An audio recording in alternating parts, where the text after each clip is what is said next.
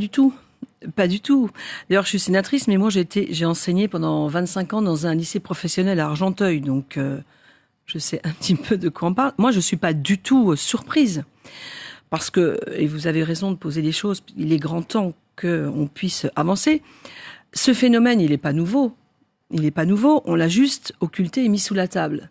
Et nous étions très peu nombreux depuis des années à dire qu'il y avait urgence et qu'on laissait faire des choses. Pour moi, dans ce qu'on constate aujourd'hui, il y a 2 dates qu'on n'a pas voulu voir comme quelque chose qui basculait dans notre société. Les premiers signes de cette radicalisation, c'est 2001, les tours de New York. C'est là qu'on a entendu pour la première fois dans les lycées, les écoles, on a tué des juifs. Moi, je l'ai entendu dans mon lycée. Donc voilà, on va gagner, l'islam a montré que... C'est là qu'on a entendu les premiers signes. Pas aussi importants qu'aujourd'hui, mais on a commencé à les entendre en 2001. Puis après, en 2004, il a fallu quand même faire une loi pour interdire le voile à l'école. C'est pas neutre. Qui un jour, des gens de ma génération, aura imaginé qu'on doive faire une loi? Donc il y a eu ça, 2001, 2004. Pour moi, ce sont des dates qui ne sont pas n'importe quelle date.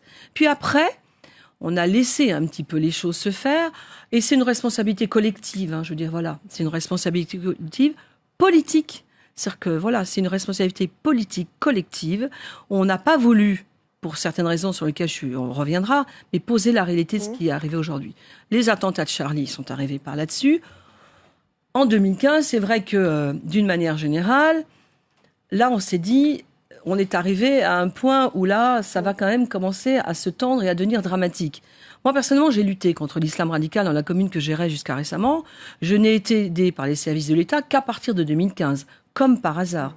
Parce qu'avant, on passait pour des méchants, alors que on avait comme objectif unique, nous ceux qui dénoncions cet islam radical, parce que parlons des choses, on ne parle pas d'autre chose, qui s'installait dans nos banlieues, dans nos quartiers, on n'avait qu'une envie, c'est de continuer à vivre comme on avait vécu jusqu'à présent, ensemble au-delà des religions. Sauf que la religion aujourd'hui, il y a un islam politique qui est toxique pour les enfants de ce pays, tous les enfants de ce pays. Xavier Iacovelli, est-ce que vous avez été surpris par cette adhésion à la radicalité religieuse et aussi à la violence qui ressort de cette étude ?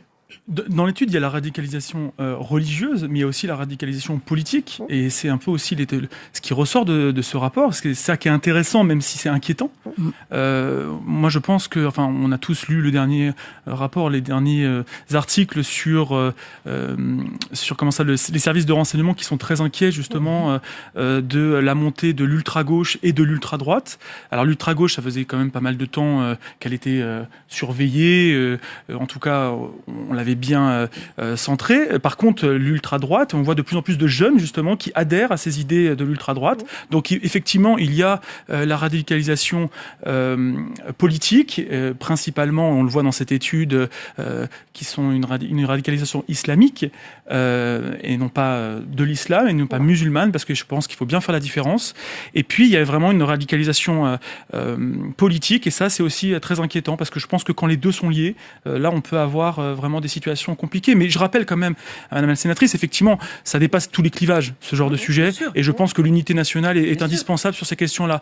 Mais c'est vrai qu'on a certainement pris du temps.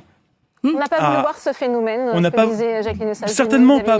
Oui, je pense qu'on n'était pas forcément habitués. On s'attendait pas à ce qu'il y ait cette situation-là. Mais on n'a pas attendu non plus les attentats du Bataclan et de Charlie pour avoir notamment un plan anti-djihad de Bernard Cazeneuve en 2014. Donc il y a quand même eu des éléments qui ont été mis en place sous Sarkozy, même si effectivement il y a eu les renseignements généraux qui ont été un peu démantelés. On a quand même eu des actions. Donc on peut pas dire que l'État français ne faisait rien. Oui, mais effectivement, on a certainement occulté un certain nombre de sujets importants.